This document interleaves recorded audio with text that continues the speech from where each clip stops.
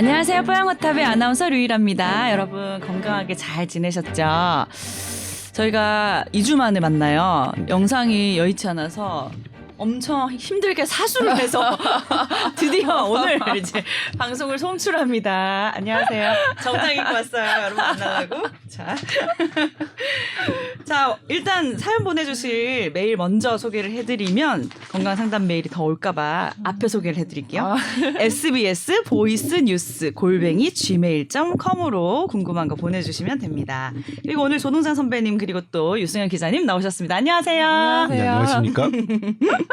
오늘 건강 상담 메일은요. 되게 웃겨요. 이게 옆 동네 팟캐를 듣다가 대신 상담을 해주신다면서 메일을 보내주셨는데 저희 골룸에 이제 팟캐가 여러 가지가 있죠. 근데 옆 동네 팟캐 중에 법률 관련 팟캐죠. 최종 의견이라는 곳에서 그 출연자 변호사님이 건강 문제를 말씀하시다가 아, 이 정도면 우리 조동찬 선배한테 물어봐야 되는 거 아니야? 옆에 물어봐야 되는 거 아니야? 이러셨대요.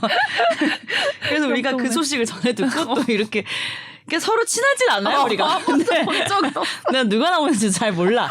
근데 소식 듣고 또 이렇게 우리 뭐 모르는 분 시청자, 청취자 다 해드리는데 옆 동네라고 안 해드릴 수 없죠. 더 반가워요. 네. 왠지 팟캐예요. 그래서 소개를 해드립니다.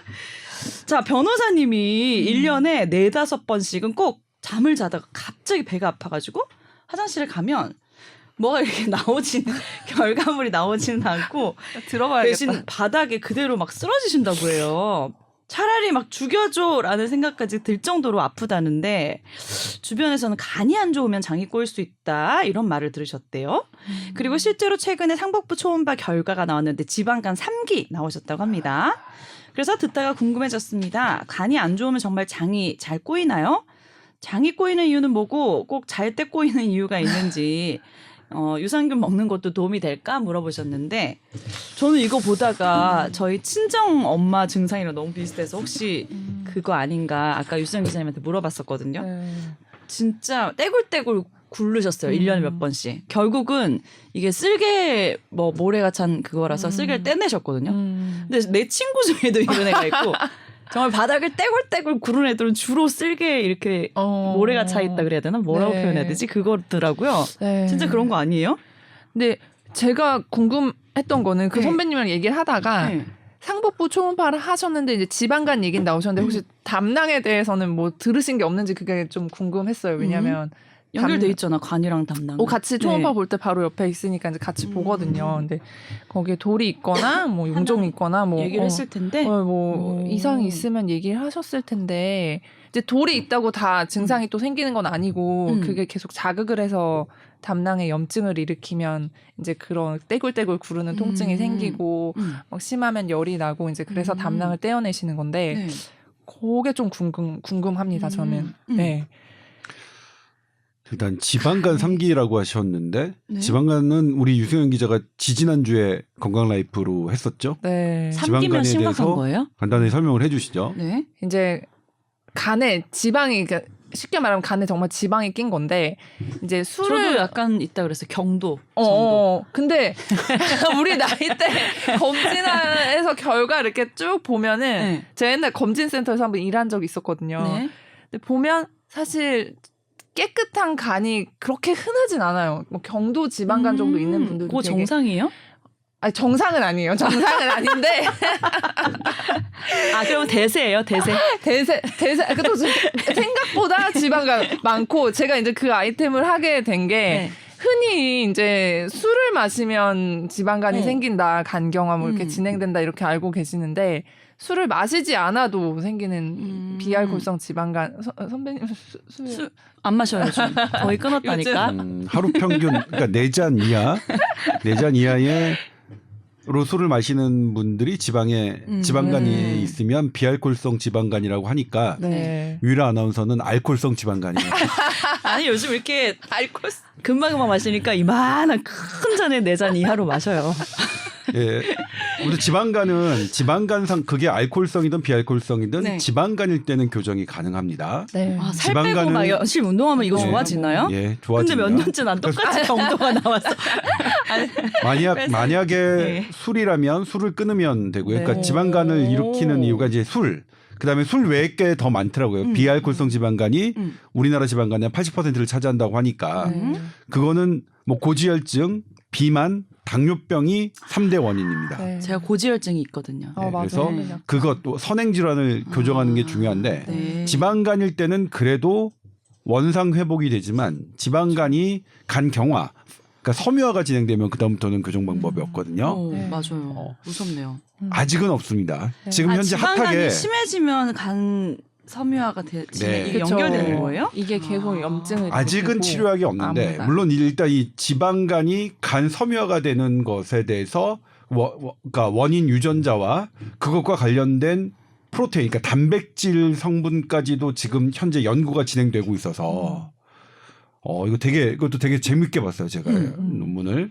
그래서 그것이 만약 밝혀진다면 그 유전자를 규명하고 그 유전자가 만들어낸 단백질 성분을 제어하는 어떤 약이 나온다면 현재 제 인생에서는 한 번도 없었던 간경화 치료가 생겨날 수도 있을 거라는 조만간 그렇게 될 수도 있어서 대단히 지금 핫한 이 관련 분야에서 연구가 핫하게 진행되고 있는 분야이긴 하지만 네. 현재까지는 간경화로 되면 치료약은 현재 없습니다. 그리고 지방간일 때 네. 돌릴 수 있는 방법이 있고요. 다만 이제 이 지방간이 아니라 이제 이분이 증상이 보면 장이 꼬이면 장이 꼬이는 게 스스로 풀리기는 되게 어려워요. 그러니까 장이 꼬이진 않은 것 같아요. 그러니까 배 아픈 느낌을 그다음에 보통, 이제 배가 아픈 게 이렇게 아주 죽을 정도로 배가 아픈 건 두 가지인데 방금 얘기했던 그 쓸개에 담낭에 어떤 문제가 있거나 아니면 콩팥에 문제가 있는 경우에요. 근데 이렇게 아픈 거는 담낭은 뭐냐면 이게 자극을 낼 때 담낭즙이 분비를 하려고 할 때 아프거든요. 그냥이 아니라 그러니까 주무실 때 어떤 밥 먹었을 때 새벽에 아픈 거라기보다는 어떤 밥을 먹고 나서 그다음에 췌장을 통해서 그게 지나갈 때 그러니까 밥 먹고 한두 시간 후에 그렇게 아픈 경우가 많지 공복 상태에서 많이 아픈 거는 아니라고 하는데 변호사님 다만 야식 드셨는지 그럴 수도 확인해 봐야 될 것 그럴 수도 같은데. 만나야 되겠다. 그리고 뭐냐면 실제로 이게 담낭염이나 담낭돌이 있으면 이게 1년에 뭐 4-5번 정도로 이렇게 그냥 있는 게 아니라 않죠. 점점 심해질 수밖에 없어요. 갈수록 심해지. 예, 실제로 문제가 있다면. 그리고 아까 유승현 기자가 얘기했지만 상복부 초음파에서 담낭을 봐주시거든요. 저도 이제 보면 담낭은 깨끗하고요. 콩팥에는 뭐 3mm 이하의 돌이 원래 있었는데 오른쪽에도 하나 더 생겼네요. 그랬고 제가 그거 있죠. 그 스님들이 화장을 하고 나면 그 돌 있잖아요. 살이. 제 사리가 하나 더 생겼어요. 올해 건강검진에서 사리가 하나 더. 저는 담낭의 보면 살이. 아니요, 콩팥에요. 콩팥에요. 그래서 충분히 그럴만하다. 근데 생각보다 좀 덜 생겼다. 살이. 제 평소 생활로 하면은 한 10개쯤 더 생겨야 되는데. 설마 그 아닙니다. 원인이 그래서 지금 드는 생각이 네. 이 정도면 모르겠어요. 설사를 하시는지 안 하시는지 잘 모르겠지만 뭐가 나오지는 않고. IBS 아까 이거 좀 IBS가 아닐까 이런 생각도 좀 들고. 그건 뭐예요? 저도 그 생각을 했어요. 과민성 대장 증후군. 그건 하는데 내가 가지고 있는 병인데. 저도요. 근데 나오지가 않지 않는데 나오는데. 근데 그거는? 이게 그쵸? 여러 가지 그러니까 이 과민성 대장증후군도 뭐 설사형, 변비형, 통증 주 증상이 달라서 그거에 대한 그 서브타입 그 A형들이 있거든요. 근데 제가 이제 이걸 보면서 혹시 저희가 환자분들 배 아프다고 하면 그런 말을 해요. 배가 너무 아프다. 혹시 뭐 장염인 거는 본인이 알지 않아요? 그렇죠. 우리 장염이면 확 이제 아는데. 뭐가 나오고 하니까 근데 장은 잘라도 아프지 않습니다. 이렇게 말씀을 드려요. 잘라도 실제 통증을 못 느끼는데 이게 부풀면서 이제 흔히 가스가 차서 장이 팽창하면 그게 굉장히 통증이 심해지거든요. 그래서 아마 다른 부분에 이상이 없으면 좀 그런 원인도 있지 않을까. 왜냐하면 3-4번, 4-5번 이렇게 되시는 건 다시 괜찮아지신다는 거거든요. 그래서 또 가스가 나오면 괜찮아지셨다가 또 팽창을 하는 시기가 있으면 뭔가 장의 운동이 덜 돼서 그런 경우는 이러실 수 있겠다는 게 추측을 할 수가 있겠고 또 지방간이 있으면 선배님이 그 과민성 대장 말씀하셔서 근데 지방간이 뭐 직접 영향을 끼치는 건 아니지만 지방간이 있는 분들은 이 과민성 대장증후군 위험도 조금 한 10% 정도 어? 높아진다. 13%? 그건 또 뭔 연관이에요? 그런 연구들도 있어요. 진짜요? 근데 이 지방간이 제가 그때 건강라이프 했던 게 간만의 문제가 아니고 이제 치매 위험도 높인다는 연구 결과도 있고 뭐 신장이나 심장 여러 군데 이제 영향을 끼친다는 그런 그러니까 이야기가 지방간이 있어서 높인다는 것이라기보다는 네, 응. 있으면 그러니까 지방의 그러니까 간에 지방이 쌓이는 그런 생활 패턴이라면 치매 위험과 심장병, 뇌졸중의 위험도 같이 올라가는 거겠죠. 높을 수밖에 없는. 근데 지방에서 간을 저장하는 것은 사실 인체의 신비예요. 우리가 단 음식을 먹어도 설탕을 먹어도 그게 남으면 지방이 그걸 간이 그걸 지방으로 분해하거든요. 그리고 네. 지방이 우리가 되게 나쁘다고 인식하지만 그 저장 능력이 없으면 생존을 할 수가 없습니다. 맞아. 다시 우리가 동물로 돌아가면 요즘 북극곰 되게 멸종 위기라서 뭐 되게 잘 살았으면 좋겠는데 네. 아주 북극곰이 물개를 잡아먹을 때 배가 고플 때는 다 먹어요. 물개를 다 먹는데요. 그런데 배가 덜 고프고 이건 좀 나이가 필요한 것만 먹어야겠다 할 때는 지방만 먹는데요. 물개에. 단백질은 안 먹고. 그러니까 지방이라는 영양소는 상당히 중요한 영양소임에는 분명한데 아무튼 그런 우리가 이것을 간으로 지방으로 간에서 하는 것은 대단히 오묘한 인체의 신비인데 그게 도가 지나쳤을 때 생기는 거고 도가 지나친다면 그거는 문제가 생기는 거니까 그런 식의 뭐 생각이 좀 들었고요. 그리고 죽여줘라는 이렇게 극심한 통증이라면 이거는 한번 그 적극적인 모든 검사를 하셔야 될 것 같은데 변호사님이니까 하셨을 것 같기도 하고요. 그리고 본인이 했는데 웬만한 병원에서 꽝이 나왔겠죠. 뭐 별 이상 없네, 별 이상 없네. 그러면 이 부분은 나의 스트레스의 관리의 문제일 가능성이 되게 높습니다. 저는 뭐냐면 저는 대학교 때 네. 내과 수업을 돌다가 PK를 돌다가 실습 학생이죠. 그때 이제 제 증상을 막 이렇게 얘기했더니 그때 교수님께서 너는 과민성 대장 증후군이야라고 말씀하셨어요. 실제로 저는 그 증세를 평생 안고 사는데 저는 근데 개인적으로 저 스스로를 과민성 대장 증후군이라고 생각하지 않습니다. 왜요? 과민한 게 아니라 전 예민한 거예요. 저의 장은 예민해요. 실제로. 뭔 차이야? 과하게. 그러니까 과민이 뭐냐면 정상적인 자극에 대해서 음식물이나 이런 것에 대해서 안 그래도 되는데 나의 장이 과도하게 움직이라고 생각하는 건데 저는 저의 장이 과도하게 작용하는 게 아니라 정말 예민하게 작용하는 거예요. 정확한 그러니까 딱 반응을. 좋아요 지금. 아니 좋은 게 아니라 저는 예를 들면 상한 음식을 저희 어머니, 형, 아버지 저 이렇게 똑같이 먹으면 저만 배탈이. 그런 사람 있어. 그런 사람. 그래서 마음에 들구나. 그리고 친구들이랑 제가 대학교 때 생각해요. 친구들이랑 똑같이 그 조개구이를 먹었어요. 그때 조개구이가 막 유행할 때요. 저만 탈났어요. 그러니까 입이 고급이다가 아니라 몸이 고급이네. 사소한 저는 자극에도 그런 거죠. 잠수함에 토끼가 살아요. 예전 잠수함에. 지금은 그러니까 산소 농도와 이산화탄소 농도가 자동으로 측정되지만 그 당시 초기에 1950년대 60년대 잠수함에는 그게 없어서 토끼를 이렇게 가둬놓으면 토끼가 산소가 떨어졌을 때 더 예민하게 반응해서 토끼가 이렇게 지치고 이게 뭐 나자빠지면 잠수함 선장은 다시 고도를 올리는 거야. 산소가 부족하다. 저는 주변 사람에게 그 잠수함의 토끼 같은 역할을 하는 거죠. 앞으로 미리 선배님한테 먼저 먹여보고 기미상국 저는 예민하다. 그리고 과민한 거 아니다. 왜 현대의학이 나한테 과민하다고 그런 오명을 뒤집어. 나의 장은 정확하게 좀 더 빠른 시기에 반응할 뿐이다. 아니 근데 우리 셋 다 만약에 진짜 그런 거라면 되게 곤란한 경험 되게 많지 않아요? 나는 맞아. 출근길이 항상 강변 붙으니까 진짜 한강 지구 안 가본 지구는 없거든요. 굉장히 곤란하잖아요. 근데 이거 진짜 이것도 약간 말 못할 고통이죠. 저는 그래서 예전에 IT라는 데를 갔는데 네. 그 지진. 지진. 근데 음식은 괜찮았어요. 음식은 왜냐면 전부 다 통조림만 먹으니까. 아, 그런데 멸균. 그럼에도 불구하고 거기서의 어떤 화장실 이 체계는 너무 열악해서 굶었어요. 아, 예, 화장실 도저히 못 가겠어서. 진짜? 물 볼까요? 물은 드셨. 물도 뭐 생수통 가져간 거 한국에서 가져간 거 먹었으니까. 아. 그리고 제가 어떤 여행을 가거나 낯선 곳에 가면 가장 먼저 안 하는 게 그 음식, 현지 음식을 안 먹어요. 제가 중국에 가서도 물갈이. 대학생 때 학생들이랑 중국을 갔는데 와 완전히 죽을 뻔했어요. 완전히 탈이 나서 예, 다른 애들보다 더 먼저 탈이 나고 맞아. 더 심하게 탈 남으로써 주변 사람들에게 경각심을 줬죠.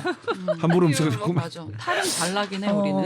우리는 우유 뭐 매운 거 먹으면 바로 탈 나. 저 그렇죠. 저 우유 마시면 안 되고 매운 것도 매운 걸 되게 좋아하지만 나도 좋아하는데 바로 탈 먹으면 나. 그 다음 날에 뭐 그 다음 날 저녁부터 완전히 저의 장은 완전히 망가지고. 난 당일 바로 네. 탈이 나요. 저도.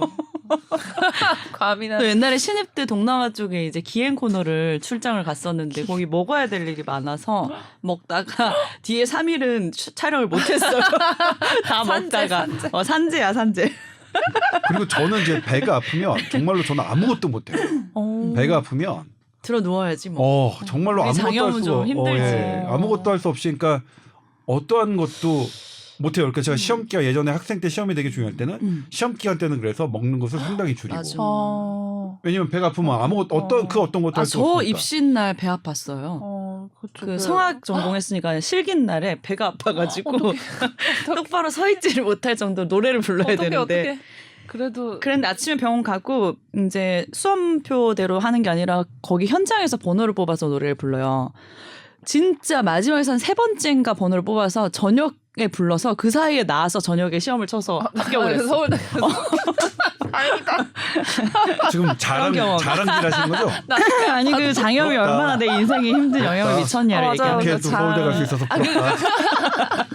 그다음에 이제 유산균을 먹는 것이 도움이 되는지 뭐 장에는 유산균 뭐 도움이 된다고 알려져 있는데 그런데 말씀드리지만 유산균이 갖고 있는 과학적 근거 수준은 약합니다. 네. 약한 과학적 근거 수준에 비해서 유산균은 너무나 과대 포장되고 있어서 저도 나중에 의학 전문기자 그만두면 유산균 장사를 해볼까 생각도 있긴 하는데 그 정도로 좀 많이 부풀려 있어요.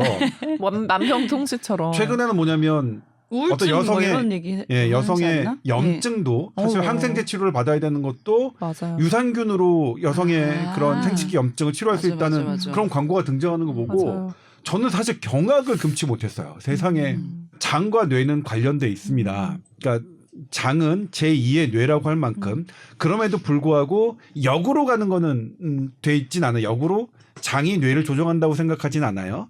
그래도 뇌는 뇌다. 뇌의 지배를 다 받는 것인데 다만 장도 자기 스스로 독특하게 할 수 있는 신경 체계를 갖고 있고 우리 세로토닌 있잖아요. 세로토닌. 네. 세로토닌이라고 하는 우리 행복 호르몬이라고 얘기하는 근데 행복만 관여하는 게 아니라 낮 동안의 모든 호르몬의 그 팀장이죠. 팀장 역할을 하는 건데 장에서 어마어마하게 분비됩니다. 세로토닌이. 그렇기 때문에 장은 대단히 중요한 것이긴 하지만 네. 그것이 유산균이 도움이 되는 것은 사실이기도 하지만 그것이 직접적으로 유산균이 바로 치매를 뭐 완화한다, 뭐 한다 이런 것은 조금 과도합니다. 예. 맞아요. 사실 뭐 식품으로 취하는 유산균에 비해서 지금 고급으로 선정된 고가의 유산균이 더 좋다는 근거는 미약하고요. 예. 일단 우리 셋 다 지금 장이 안 좋은 상황으로서 변호사님 이제 저는 장이 안 좋죠. 저는 괜찮아요. 평소에는 괜찮아요. 마음에 이분은 마음에 예민. 들고 우리는 좀 과민, 당황스러운 과민. 당황스러운 게 힘들고 이런 상황에서 변호사님 상황이 비슷할 수도 있고 아닐 수도 있다는 생각이 저도 드는데 왜냐면 스스로 알잖아 이 정도면 우리는. 그쵸. 근데 변호사님 우선 지방간 3기라는 거는 꽤 진행이 되셨다는 거라서 더 넘어가면 경화, 섬유화가 오실 수 있어요. 그래서 그거부터 사실, 일단 또 좀 중점적으로 관리를 또 하시면 좋겠고 술을 뭐 드시면 좀 줄이시고 사실 근력 운동 사실 체중 감소하는 것밖에 방법이 없다 이렇게 지금 돼 있거든요. 꼭 원인을 좀 네, 오늘 좀 말한 것 찾아서. 중에 다시 한번 검진이나 뭐 체크를 해보셔서 네. 찾아보셨으면 좋겠네요. 네. 네. 감사합니다. 또 궁금한 거 있으면 바로 또 변호사님 질문 추가 질문 하셔도 됩니다. 뭐 직접 하셔도 됩니다. 우리가 여기 한번 만나. 오세요 일로. 제가 그 아침마다 그 라디오 출연을 계속 하고 있는데 네네네. 일주일에 한 번씩 그러면 옆에 진행하시는 모든 연예인 분들이 질문을 하세요. 코로나 백신 이번에 뭐 3차 맞아야 되느냐. 네. 그다음에 갑자기 허리가 아픈데 어떻게 되냐. 이렇게 해서 제가 직접 뭐 답해드린 적도 있는데 뭐 직접 물으셔도 됩니다. 저희 그렇게 뭐 벽이 높지 않고 지나가다. 한가하고요. 돈 받지 않아요. 맞아, 돈 공짜예요. 알겠습니다. 그리고 오늘 또 우리 선배님이 정해준 본격 주제 저는 뭐 이런 관련된 기사는 꼭 찾아보기 때문에 저도 어제 본 것 같은데 간헐적 단식에 대한 얘기가 또 나왔는데요. 이게 뭐 효과가 있다 없다 얘기가 뭐 있긴 있는데 이런 사람들은 오히려 역효과가 난다. 그게 어떤 사람일까요? 저는 사실 간헐적 단식이라는 얘기가 나오기 전부터 한 20살 때부터 하셨어요? 이걸 했어요. 선구자예요, 제가. 그냥 혼자 사니까. 아니, 일부러가 아니라 자연스럽게. 자연스럽게. 그냥 자취를 하니까 아침 안 먹지? 출근해가지고 뭐 일하다가 점심 뭐 건너뛸 때도 있고 녹화하면 그럼 그냥 뭐 하루 한 끼 대충 먹고 그런 분들 그러다가 살이 쪽쪽쪽쪽 빠진 경험이 있어서 요거 효과 있네 해서 이제 살쪘을 때는 간헐적 이런 식으로 관리를 많이 했단 말이죠. 네. 운동은 힘드니까. 근데 요걸 읽어봤는데 제가 이 역효과가 있는 사람인 것 같아요. 확실히. 제가 오늘 이제 녹화 날이어가지고 녹화 날에 이제 붓기 관리를 좀 해야 되잖아요. 근데 어제 6시 전에 밥 먹고 지금 안 먹었으니까 거의 뭐 24시간도 지금 이제 간헐적을 할 수 있단 말이죠. 오늘 안에. 버티면. 근데 이걸 왜 했냐? 어제 그저께 다 폭식을 했어요. 그러니까 이 역효과 사람이 내가 맞는 것 같아. 그 얘기죠 지금. 네. 예. 간헐적 단식은 체중을 감소하는 여러 식이요법 중에 가장 근거 수준이 높은 방법입니다.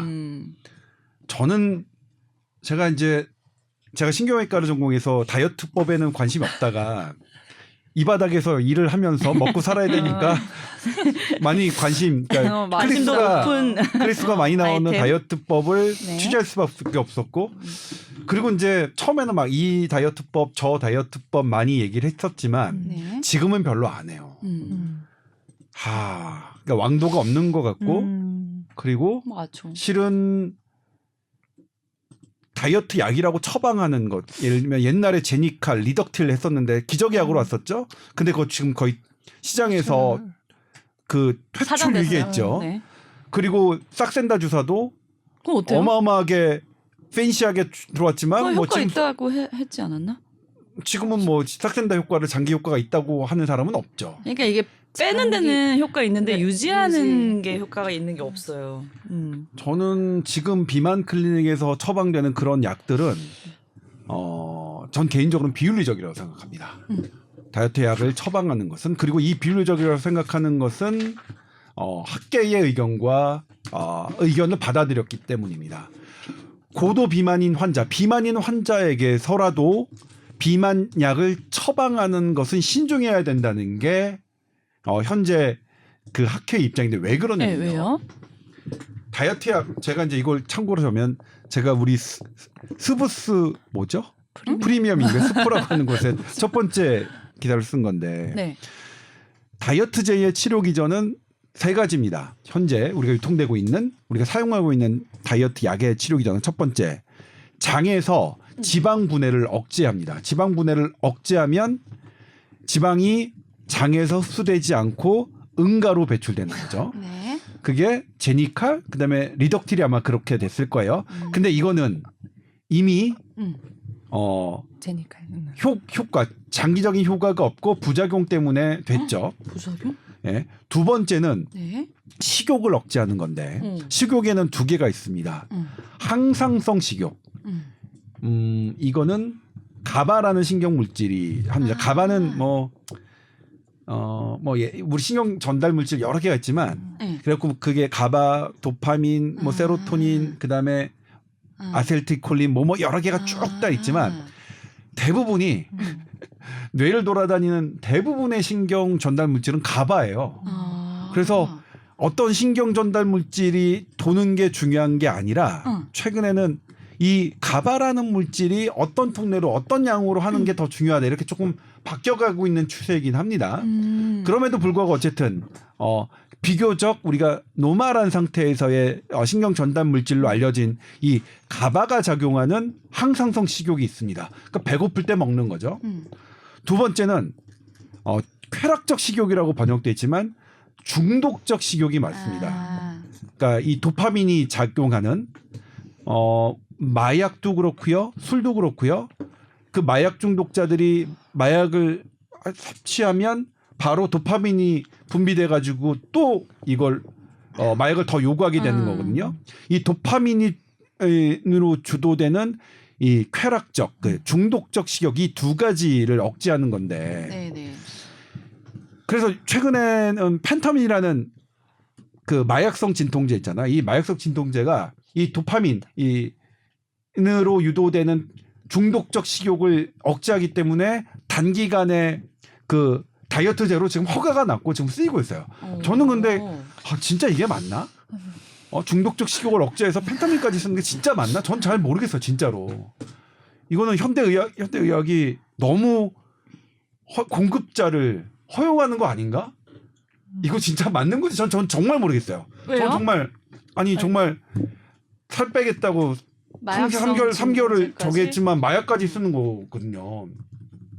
근데 이게 지금 현존하는 다이어트제의 원리입니다. 그런데 이 현존하는 다이어트 이 피치료제 원리가 2년 이상 지속되는 경우는 거의 없어요. 왜냐? 두 가지입니다. 첫 번째, 우리는 내성을 갖고 있어요. 모든 약은 내성이 있습니다. 우리 진통제도 그렇고요, 항암제도 그렇고 모든 약은 내성이 있죠. 외부 물질에 대해서 우리 몸은 그것을 잡아먹는 기전이 있습니다. 그래서 처음에는 100mg만 써도 효과가 있던 게 200mg, 300mg 용량을 높여야 되고 나중에 되면 그 이상을 써도 효과가 없는 그 단계가 오고요. 두 번째, 우리 몸은 항상성이 있습니다. 얘가 이 약이 나의 가바를 억제하고 도파민을 억제한단 말이에요. 결합을 못하게 하면 우리 몸은 어떻게 되냐? 가바와 도파민이 부족하다고 생각해서 더 많이 만들어냅니다. 그래서 얘가 들어올 때는 계속 억제해요. 근데 얘가 어느 정도 해가지고 안 들어오는 순간 그 많이 분비된 가바와 도파민에 의해서 더 많은 식욕이 등장할 수밖에 없고 당연히 요요가 오는 거죠. 네. 그래서 지금 현재 우리는 비만을 약으로 처방하는 것에 대한 해답이 없어요. 없는데 지금 우리가 처방이 되고 약을 먹는 거죠. 단기간에. 일시적인 효과를 보기 위해서 자꾸 그래도 하는 거네요. 예. 그러니까 뭐냐면 삭센다 주사도 저는 처음에 삭센다 주사는 분명히 단기적으로밖에 효과가 있을 수밖에 없다는 게 처음부터 제기됐는데 막 삭센다가 기적의 다이어트 약이라고 막 등장하고 했었죠. 제가 아마 뽀얀거탑에서 한 번 당시에도 안 그랬어요. 당시에도 삭센다의 기전을 딱 보고 이것을 그냥 했던 사람들은 아니야. 이거 장기적이 아니야. 그럴 수가 없어. 예? 우리는 실패 사례가 너무 많았거든요. 우리 면역 항암제도 처음에 이제 그 피부암에 대해서 되게 팬시하게 했지만 그것이 다른 암에 대해서는 한계가 있는 게 나왔거든요. 그리고 모든 표준 치료제가 항암제도 등장할 때만 기적의 항암제였어요. 그런데 계속 아니에요. 막상 해보면 기적의 항암제는 없어요. 왜냐하면 암이 생기는 기전이 너무나 복잡다단하고 그리고 우리가 암을 치료하는 기전은 거기서 한 부분을 하는 거거든요. 근데 그 한 부분이 제대로 적용되는 사람한테는 나은 거죠. 그럼에도 불구하고 어쨌든 그런 것들이 점점 발전해 나와 있어서 항암제 효과는 과거에 비해서 어마어마하게 좋아진 건 사실입니다만 그럼에도 불구하고 우리가 했던 건 이 항암제 하나의 개발이 모든 암을 완벽하게 다 치료해. 기적이야. 이런 거는 아니거든요. 그래서 저도 기적의 항암 치료제는 더 이상 제 기사 앞에 안 붙이고요. 또 대표적인 게 기적의 치매 치료제죠. 현재는 뭐냐면 수많았던 그 기적의 치매 치료제가 다 사장됐고 현재 우리 2022년 11월 23일 현재는 우리 현재 치매 치료를 갖고 있지 않습니다. 현대의학은. 네.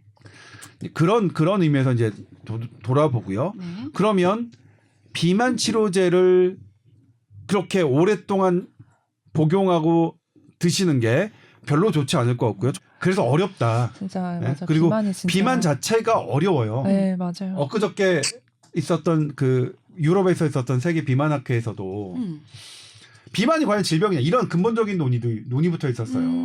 물론 거기서는 지금 제가 말씀드린 것보다 더 과격한 말은 나왔고요. 모든 비만 치료제, 비만 수술요법도 비만의 대체 아니다. 이렇게 나왔어요. 네. 근데 저는 고도 비만에 대해서는 그래도 지금 우리가 갖고 있는 수술요법이 가장 근거 수준이 높은 거 아닌가라고 생각을 하고 있어요. 네. 예. 어쨌든 그게 위를 축소하는 것이든 위와 췌장을 건너뛰는 것이든 어쨌든 그것은 고도 비만 환자에 대해서 삶의 질을 향상시키는 에비던스가 비교적 수준 높게 지니고 있으니까 그 10년 이상 됐으니까요. 그래서 그 부분은 저는 동의하진 않습니다. 고도 비만 환자에게 수술 치료는 분명히 어떤 도움이 하나의 된다. 대안으로 저는 갖고 있을 만한 근거는 있다. 네. 우리가 지금 막 처방하는 그런 약보다는 훨씬 높은 수준, 유산균보다도 훨씬 더 높은 수준의 근거를 갖고 있고요. 자 이제 여기서 다시 우리가 이제 간헐적 단식으로 가야 되잖아요. 간헐적 단식은 왜 근거 수준이 높은 높냐면 편이냐. 우리가 가만히 있는 사람에게 공복 시간을 쫙 하고서 시간별로 지방 대사율을 측정해 봤어요. 36시간까지. 36시간 이상이면 그건 좀 너무 과도하잖아요. 36시간 굶은 사람 대단하시다. 단식원 이런 거 있었잖아요. 맨날 단식원. 그걸 가지고 계속 시간별로 지방 분해를 해보면 이게 처음에는 지방이 잘 분해가 안 돼요. 우리 뱃살이요. 내장 지방이 분해가 안 되다가 한 12시간서부터 이게 갑자기 그래프가 상승하기 시작하고 24시간까지 이렇게 돼요. 그다음에 더 올라가거든요. 이걸 이용한 겁니다. 그리고 그러니까 공복일 때 우리의 지방, 우리가 빼내야 되는 지방이 확 공복 시간이 길수록 올라가고요. 또 여기엔 또 하나의 원리가 있는데 우리가 뭘 먹으면 특히 당을 먹으면 인슐린이 분비되잖아요. 인슐린 분비가 낮으면 낮을수록 그러니까 혈중 인슐린 농도가 낮으면 낮을수록 지방 분해가 잘 돼요. 이 두 가지 원리예요. 그리고 또 하나 인슐린 분비가 적으면 내 몸에서 인슐린의 저항성이 떨어집니다. 인슐린의 저항성은 뭐냐면 인슐린에 저항한다는 거니까 인슐린이 잘 안 듣는다는 거죠. 그러니까 나의 혈중 인슐린 농도가 낮은 시간이 오래될수록 나는 혈당 조절이 잘 되는 거예요. 그러니까 인슐린이 많이 분비돼도 혈당 조절이 잘 안 될 수가 있는. 그러니까 그런 의미에서 뭐냐면 저는 인슐린 펌프를 해서 계속 하는 게 당뇨병의 치료약이라는 기존에 저는 혹한 적이 없어요. 왜냐하면 인슐린이 계속 공급되면 그것 자체가 어쨌든 나의 지방 대사를 방해하고 그리고 그것은 지방의 인슐린의 저항성을 올려서 인슐린을 외부에 공급하는 것 자체가 저는 당뇨병의 퍼머넌트한 아주 골든 스탠다드의 트리트먼트라는 걸 저는 애당초부터 동의할 수가 없었어요. 네. 예전에는 그런 기사는 지금은 좀 사라졌지만 그런 펌프가 당뇨병을 완전히 없앨 것이다 이런 기사들 많이 했는데 저는 동의하지 않습니다. 저는 이런 것 때문에 이거는 저도 이것을 전공하시는 분들을 통해서 제가 배운 거지. 전 신경외과라서 이걸 애당초는 몰랐어요. 그러다 보니까 그렇네. 그러니까 우리 아직은 이 외부에 작동하는 그런 우리 약을 가지고 우리의 질병을 완벽하게 특히 당뇨병이나 비만을 완벽하게 통제하는 그런 수준으로 와 있지는 않습니다. 네. 그러니까 지금 방금 말씀드린 대로 이렇기 때문에 우리가 그 당뇨병이나 이런 것들을 외부 물질로 완치가 어려운 것처럼 어쨌든 이것을 줄여야 인슐린의 농도가 떨어져야 지방 분해가 확 되고 살이 빠지는 거죠. 이 원리가 이 간헐적 단식의 기본입니다. 네. 저탄고지도 여기서 나왔고요. 1일 1식도 여기서 나온 겁니다. 예? 탄수화물은 인슐린을 확 분비하게 되니까 지방은 아무 상관없거든요. 그리고 지방은 우리의 그 포만 호르몬, 그러니까 포만감을 느끼는 렙틴 호르몬을 자극하기도 하거든요. 그래서 저탄고지도 아직도 근데 그런 말씀하시는 분들이 있어요. 칼로리가 이제 정답이다. 근데 그거는 이미 논란이 끝났거든요. 우리가 생각하는 칼로리의 개념은 이걸 태울 때의 이 불이 얼마나 나느냐의 개념이고 우리 몸에 지방이 어떻게 쌓이냐는 이 칼로리로 계산되지 않는 또 다른 네. 메커니즘이 작동하고 이건 동물이나 인간이나 똑같은 적인데 그래서 저탄고지하면 살은 빠져요. 탄수화물 적게 먹고 지방을 많이 먹으면 이건 여러 연구에서 됐고 이게 고지혈증과 당뇨병에 오히려 지방을 먹었는데 이게 좋아지는 거는 많아져요. 다만 그럼에도 불구하고 이게 지속 가능하고 이 식단이 정말로 펄머넌트한 골든 스탠다드냐는 논란이 많습니다. 네. 네. 논란이 되게 많기 때문에 그래서 뭐냐면 이제 모르겠다요. 모르겠다. 근데 어쨌든 간헐적 단식은 현재 갖고 있는 여러 다이어트법을 그 아주 선두주자죠. 파생 상품도 많이 한 이런 원리가 숨어 있는. 네. 그런데 네. 제가 이제 왜 이 논문에 천착했냐면 제가 그래요. 제가 이제 저는 아침을 안 먹으니까. 선배님도 약간 아. 일일 일식 스타일이시죠? 전혀. 그러니까 일일 일식을 한 적도 있어요. 일부러. 일부러가 아니라 자연스럽게 점심, 그러니까 배고프지 않으면 먹지 않겠다. 그냥 나의 온전한 나의 동물적 그런 욕구에만 충실하게 하겠다. 내 스스로를 돌아다 보겠다는 거죠. 맞아. 배고플 때만 먹자. 배고프지 않는데 남이 먹는다고 해서 뭘 때가 됐다고 해서 먹지 말자. 그래서 했었는데 그래도 두 끼를 점심을 먹고 저녁을 먹을 때는 상관이 없는데 저녁만 먹을 때는 그 다음날 폭식해요. 폭식하고 죄책감에 빠져요. 내가 왜 먹었지? 죄책감에 빠져서 좀 심각한 단계시네요. 그랬는데 이 논문이 보인 거예요. 항상 찾을 때 그래. 아이템을 찾을 때 뭔가 내가 그러면 더 눈이 가고요. 그렇죠. 관심사에 그렇죠. 눈이 가죠. 그래서 이제 이거 어느 연구팀이었죠? 토론토 캐나다 토론토 대학이죠. 캐나다 네. 토론토 대학이 네. 논문을 낸 거를 들어온 거예요. 젊은 층들에게 간헐적 단식을 12개월 한 사람, 그중에 최근 30일까지 한 사람들을 대상으로 이 사람들의 섭식 행태, 식습관을 분석했더니 무려 여성은 63%가 그렇고 남성은 71.4%인가요? 남성이 더 높네. 남성이. 오히려 남성이 의외예요, 이것도. 이 섭식 장애가 있는 거예요. 그러니까 저처럼 이제 먹은 다음에 죄책감 느끼고 폭식하고 뭐 이런 것들. 근데 이제 이 연구를 보면 젊은 층에서 주로 그랬죠. 그러니까 젊은 층에서 했기 때문에 그 동반 비율이 되게 높았던 거예요. 그러니까 젊은 층에서 간헐적 단식으로 이렇게 하면 이 섭식장애와 동반하는 건지 아니면 섭식장애를 일으키는 건지는 잘 몰라요. 이거는 그냥 단면적 연구이기 때문에 인과관계와 선후관계를 알 수 없지만 네. 어쨌든 관련성이 높고 이런 섭식장애는 절대로 살을 뺄 수는 없죠. 그리고 건강까지 나빠지죠. 저처럼요. 왜? 보면 안 좋아요? 일단 올해 겨울간 안 났지만 당뇨병 전 단계고요. 고지혈증이 있고요. 최근에는 올해는 체중까지 아직은 비만 단계는 아니지만 정상 체중 늘어났어요? 단계지만 예, 작년 건강 검진보다 1.5kg를 더 쪘고요. 근육량은 오히려 좀 줄어들었고요. 지방 살이 하나 추가. 네, 살이는 하나 더 나왔고요.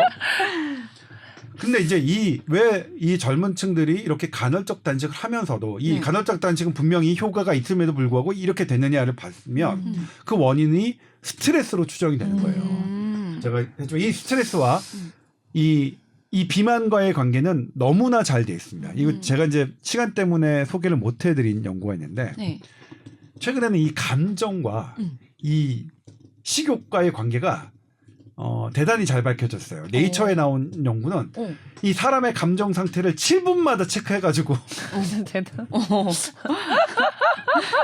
그걸 계산을 했어요. 네. 그랬더니 슬픈 감정은 스트레스를 높이고 식욕을 당겨요. 올게 진짜? 렙틴 호르몬, 그러니까 이 렙틴 호르몬은 식욕 포만감을 느끼게 하는 겁니다. 그 다음에 그렐린이라는 호르몬이 있어요. 그렐린은 이게 막 먹고 자는 거예요. 허기 호르몬이래요. 그렐린은 허기. 그다음에 렙틴은 포만감 이렇게 되는 건데 이거를 막 해봤더니 진짜 실시간으로 내가 슬픈 감정, 화난 감정이 생기면 스트레스 호르몬이라고 우리가 대표적으로 지표 물질을 잡는 게 ACTH라는 호르몬하고 코르티졸이라는 호르몬인데 이건 높아가고 렙틴은 줄고 그렐린은 올라가요. 그러니까 스트레스가 많이 받으면 나의 그 포만감 호르몬은 줄고 그렐린 호르몬 늘어서 자꾸 음식을 더 먹는 거네. 거예요. 근데 하나 사회적 위축. 내가 막 고립감 있잖아요. 나 이제 쓸모없는 인간이 될까.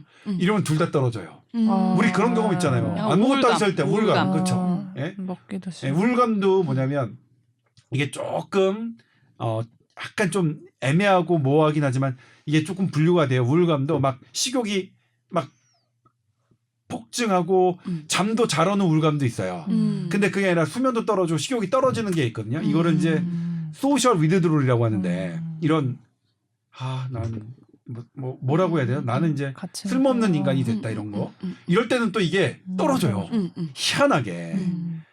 근데 우리 경험해봤죠. 제가 수면욕과 식욕이 동시에 떨어지는 그런 시기를 저랑 맞춰보면 저 정말 그렇거든요. 제가 나 뭐 했지 이러는 거는 하나도 없이 정말 뭐 이럴 때 정말 밥 생각이 뚝 끊기거든요. 근데 그게 그렇게 돼 있더라고요. 그 네이처에 나온 논문에 보면 기분 좋을 때는 어때요? 그런 건 안 나와요? 기분 좋을 때는 안 했어요. 다들 기분 좋을 때가 잘 없나 보다. 아니 나의 경우를 비춰봤을 때 나 기분 좋을 때 밥이 제일 잘 들어가거든. 맛있잖아요. 막.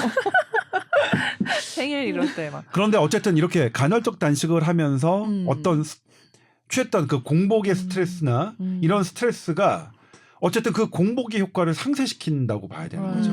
그러니까 지나치게 우리가 간헐적 단식이라고 하는 입증된 다이어트법도 내가 지나치게 스트레스를 유발하는 것이라면 너무 힘들게 하면 안 되는 거죠. 그러니까 힘들게 다이어트 할 필요는 없다. 뭐 이 정도 너무 고통스럽게 막 그렇잖아요. 어떤 맞아요. 분들은 고통스럽게 하지 않으면 살이 안 빠져요. 뭐 하지만 네.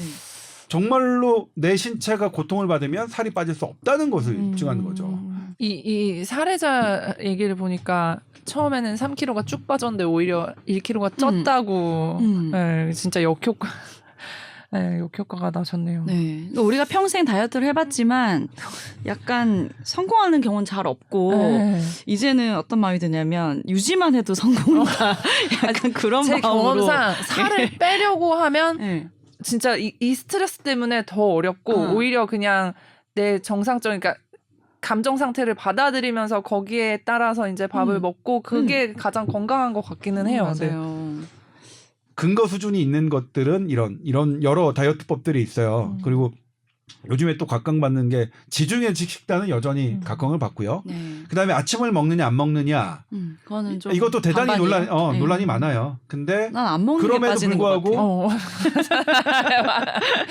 난 안 먹는 파. 뭐 아침을 먹는 사람들은 뭐냐면 아침 많이 먹고 저녁까지 많이 먹어서 이렇게 살 빼는 사람 없어요. 아침을 먹는 게 좋은 사람들은 저녁을 안 먹는 경우예요. 그러니까 그 경우도 사실 간헐적 아침만 보면 안 돼. 단식에 포함되는 거예요. 이 공복을 아침에 하느냐 저녁에 하느냐 이런 여러 가지 차이가 있고 그리고 저는 잘 모르겠다. 그리고 결국은 저는 그냥 어차피 괴로우면 안 괴롭게 사는 게 더 낫지 않을까 생각이 들어요. 맞아요. 안 괴롭게 살고 맞아. 잘 자고 잘 자는 먹고, 것도 예. 중요하다 그러던데. 잘 자는 거는 네. 너무너무 중요합니다. 제가 이것도 스포했었는데 가장 각광받는 다이어트법은 숙면입니다. 숙면입니다. 잠을 잘 자야 우리의 기초 대사량이 늘어나고요. 잠을 잘 자야 나의 무너졌던 호르몬의 밸런스가 회복이 돼서 그러니까 축소됐던 렙틴과 억압됐던 그러니까 그렐린이 이렇게 과도하게 분의 그렐린이 밸런스를 맞추고요. 그리고 거기서 하는 코르티졸과 ACTH 이런 모든 스트레스 호르몬들을 다 숙면은 잠재워 줍니다.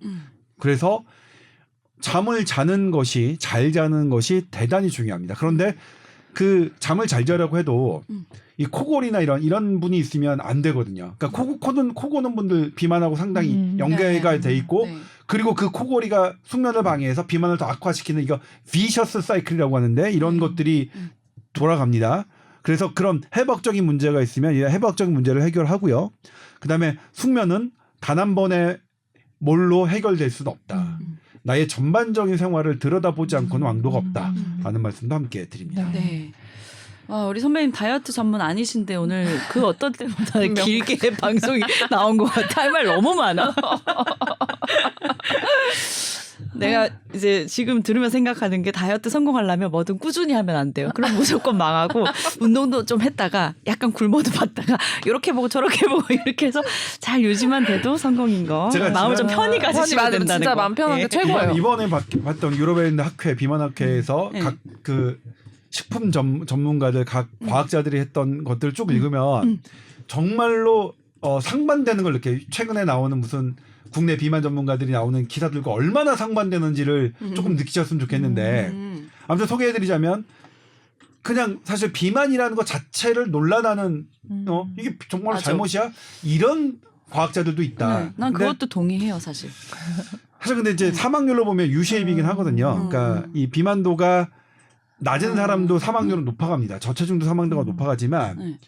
더 고도 고도 비만이 비만도 사망률이 사망률이 높아가는 건 높으니까. 사실이고 그 다음에 약간의 과체중이 제일 오래 저체중보다는 산다고 뭐 더 오래 사는 거는 뭐 우리가 제일 맞고요. 장수하겠다. 예.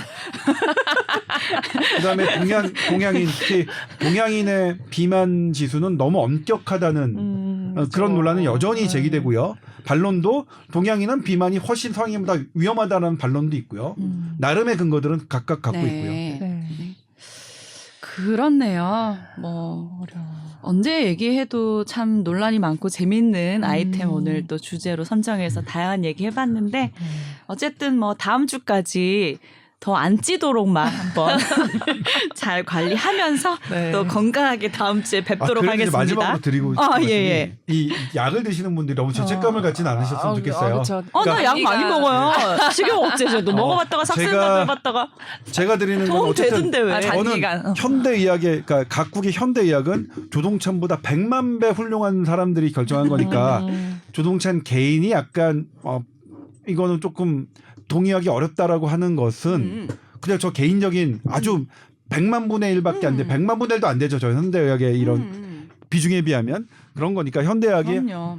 허용한 데는 그만한 근거 수준이 있고 하는 거니까 그렇게 만약 처방을 받고 드신다면 그냥 충분히 그 기간은 아니 낫겠지. 아니 막 오니까 좋지 이렇게 좀 기분 좋게 그 약을 드셨으면 좋겠어요. 제가 혹시라도 처방을 받으신 분들이 뭐 약을 그 기간 동안 드시는데 죄책감을 갖게 하는 불편함을 들었을까봐 걱정이 좀 맞아, 되긴 또 하네요. 죄책감이 안 되니까. 예. 참고로 저는 식욕 억제제 이런 거 다양하게 많이 먹어봤고 억제되면서 살이 좀 빠지면 되게 자신감이 붙어요. 어머 나 뺄 수 있을 것 같아. 맞아요. 긍정적인 맞아요. 효과도 있어요. 네.